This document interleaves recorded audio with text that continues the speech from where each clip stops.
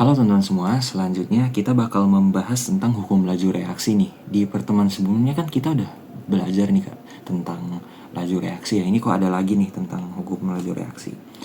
Nah, di sini ada yang masalah nih sebenarnya teman-teman, isu banget sebenarnya.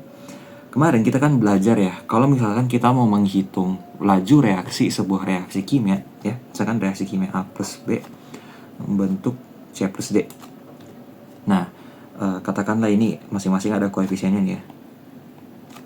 Kalau kita mau menghitung laju reaksi dari reaksi kimia ini kan R sama dengan seper koefisien dari zat acuan kita. Misalkan kita pakainya zat B gitu ya, dikali perubahan konsentrasi zat B dibagi rentang waktunya. Nah, karena B di sini adalah reaktan, berarti kita beri maaf, kita beri tanda negatif gitu kan, supaya nanti hasilnya positif. Nah, ini sebenarnya udah valid nih teman-teman untuk perhitungannya. Kita bakal mendapatkan nilai yang pasti benar. Tapi di kimia teman-teman, kita butuh sesuatu yang predictable. Kita harus bisa memprediksi laju reaksi di keadaan tertentu. Nah, maksudnya gimana tuh Kak? Contoh nih. Karena reaksi kimia ya, ini terdiri dari reaktan yang berubah menjadi produk kan teman-teman. Nah, jumlah reaktan di sini, kalau kalian ingat di video pertama banget kita membahas laju reaksi. Laju reaksi itu, Laju reaksi itu dipengaruhi oleh apa teman-teman? Ya, ini sebenarnya kita bakal bahas lagi nih di satu video lagi untuk faktor-faktor yang mempengaruhi laju reaksi. Soalnya mekanisme buat pengaruhnya mereka tuh lumayan panjang teman-teman. Jadi kita bikin video tersendiri untuk membahasnya. Nah, tapi di video pertama tentang konsep laju reaksi aku udah menyinggung dikit tuh beberapa hal yang mempengaruhi laju reaksi. Di video pertama aku sebutnya ada 3 ya. Yang pertama itu kan yang mempengaruhi ada suhu ya. Yang kedua ada katalis. Ya, katalis ini dia menurunkan energi aktivasi kan. Ya. Kemudian yang ketiga ada jumlah zatnya teman-teman. Nah, untuk yang 2 di atas ini nanti kita bakal bahas di video selanjutnya ya. Sebenarnya masih ada satu lagi yang mempengaruhi laju reaksi, khususnya untuk kalau zat yang padat gitu. Tapi itu bukan fokus kita di video ini ya. Untuk sekarang kalian fokus dulu nih ke si jumlah zat ini. Nah, jumlah zat ini teman-teman, karena dia mempengaruhi laju reaksi, kalau jumlah zatnya berubah, itu laju reaksinya kan bakal berubah juga ya. Nah, jumlah zat ini lebih ke reaktannya teman-teman. Jadi semakin banyak reaktan, ini bisa aja laju reaksinya itu akan semakin tinggi. Ya. Sebaliknya teman-teman, kalau jumlah reaktannya menurun, laju reaksinya juga bakal semakin merendah kan. Nah, artinya karena reaktan ke produk itu ada perubahan jumlah terus. Misalnya di detik pertama nih, jadi T sama dengan 1. Si reaktan ini katakanlah ada sebanyak 10 molar. Nah, ini bakal ada laju reaksinya sendiri kan. Ini katakanlah laju reaksi 1. Kemudian di T sama dengan 2, reaktannya kan ada yang menjadi produk nih. Dia bakal menurun, katakanlah menjadi 8 molar. Nah, ini R2. Menurut kalian, R2 sama R1 ini bakal sama nggak? Belum tentu ya. Ini bisa aja berbeda nih. Ya. Kenapa? Ya karena jumlah zat itu mempengaruhi laju reaksi mereka. 10 molar di sini itu dia lebih banyak teman-teman. Jadi R1-nya kemungkinan besar lebih tinggi dibanding yang R2. Seperti itu. Ya. Nah, oleh karena itu teman-teman, karena ada perbedaan seperti ini di tiap detiknya, jadi laju reaksi itu berubah-ubah. Nah, untuk ini kalau kita pakai rumus ini doang untuk mencari laju reaksi, ini kurang predictable teman-teman.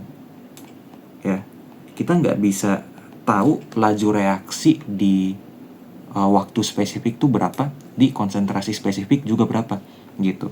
Nah, kita butuh sebuah hubungan laju reaksi yang lain nih, yang lebih baik dalam memprediksi laju reaksi berdasarkan jumlah konsentrasi reaktannya teman-teman. Sama nanti sebenarnya ada pengaruh kesini juga nih, suhu sama katalis ya. Kita mau memprediksi gitu, nih pengaruh mereka ke laju reaksi itu bakal seperti apa. Nah, itulah yang menjadi latar belakang dibentuknya hukum laju reaksi ini, teman-teman. Nah, di mana hukum laju reaksi ini menyatakan bahwa laju reaksi itu bakal sama dengan konstanta laju reaksi, teman-teman. Ini kalian perhatiin dulu ya kan, nggak usah terlalu pusing sama rumus yang bakal aku kasih ya. Ini aku bakal jelasin kok. Nah, laju reaksi itu sama dengan konstanta laju reaksi dikali konsentrasi reaktan A pangkat M dikali konsentrasi reaktan B pangkat N dikali konsentrasi reaktan C dan sebagainya ya, seterusnya sampai pokoknya si reaktannya tuh udah dikaliin semua ya. Nah, katakanlah kita cuma ketemu sama yang reaktannya ada 2 gitu. Biasanya sih di SMA ya kalian dikasihnya reaktannya cuma ada 2, A sama B gitu. Kalau ada 3 ya udah lanjut lagi konsentrasi C pangkat O ya, dan seterusnya. Nah, hukum laju reaksi ini seperti ini ya. Ini aku bahas satu-satu nih. R di sini ini adalah laju reaksinya, teman-teman. R yang ini itu nilainya bakal sama nih kalau kalian cari dengan rumus yang ini ya. Nah, terus K ini adalah konstanta laju reaksi ya. Kemudian konsentrasi A ini jelas ya. Pokoknya kalau kalian lihat simbol kurung kotak terus di dalamnya ada simbol tertentu ya, ini artinya konsentrasi dari si zat tersebut. Jadi misalkan di dalamnya ada A gitu ya, berarti ini adalah konsentrasi dari zat A. Kalau di dalamnya ada B ya berarti konsentrasi dari zat B. Nah, yang M ini adalah order reaksi, teman-teman. Nanti aku bakal bahas ya. Order reaksi terhadap A, dan yang N ini adalah order reaksi terhadap B. Nah, rumus ini itu sebenarnya datangnya dari percobaan ilmuwan, teman-teman. Jadi mereka melakukan serangkaian percobaan dan melihat nih, oh ternyata konsisten hubungannya, kira-kira kalau ditulis secara matematis dia seperti ini gitu. Nah, kemudian yang K ini dia ditemukan dari percobaan juga, walaupun dia juga ada rumusnya, teman-teman. Cuman kita nggak bakal bahas di SMA ya. Nah, untuk sekarang teman-teman, aku bakal fokus membahas ke ini nih, si order reaksinya ini dulu ya. Yang K ini sebenarnya aku nggak bakal bahas lebih jauh karena K ini dia bakal konstan kok ya. Dia kan namanya juga konstanta ya. Angkanya tuh nggak bakal berubah-ubah untuk setiap reaksi kimia. Jadi kalau reaksi kimia tertentu, misalkan reaksi kimia yang aku contohin tadi nih, ini dia bakal ada K-nya sendiri untuk di suhu tertentu, teman-teman. Di suhu tersebut dia nggak bakal berubah kok. Jadi ya asalkan suhunya sama, ya misalkan di 298 Kelvin gitu ya. Ya kalau di suhu di segitu terus ya aman-aman aja. Kalian nggak usah pusing sama K-nya. Nah, yang kalian perlu perhatikan nih di order reaksinya, teman-teman. Karena order reaksi inilah yang bisa seenggaknya kita bahas di tingkat SMA gitu. Nah, order reaksi ini itu simpelnya seperti ini, teman-teman. Dia tuh seberapa ngaruh ya sebuah zat ke laju reaksi ya. Jadi seberapa ngaruh ke laju reaksi. Nah, semakin besar order reaksinya, teman-teman, berarti konsentrasi dari si zat tersebut ya semakin gede pengaruhnya ke laju reaksi. Contoh nih, kita kan punya hukum laju reaksi seperti ini ya. Misalkan kita tahu nih order reaksi dari jangan kayak gini deh.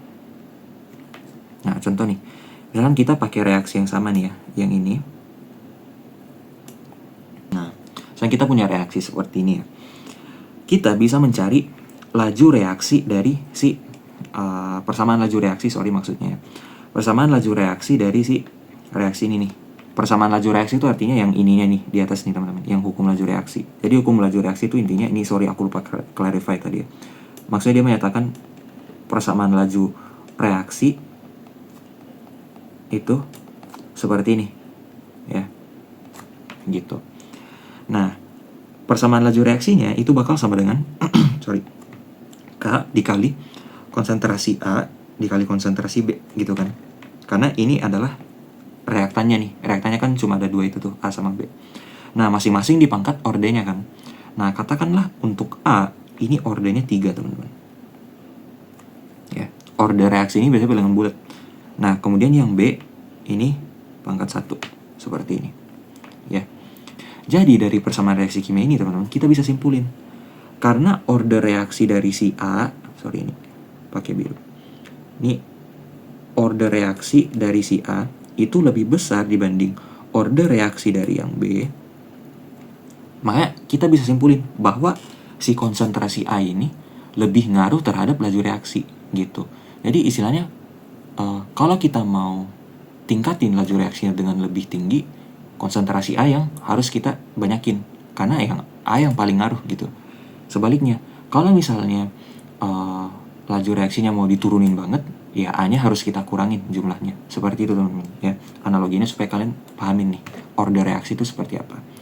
Nah, yang menjadi catatan teman-teman, order reaksi ini ya, baik untuk yang A, yang B atau yang C kalau misalkan ada ya, itu hanya bisa didapatkan dari percobaan. Ya. Nah, percobaannya seperti apa nih? Percobaannya itu nanti bakal ada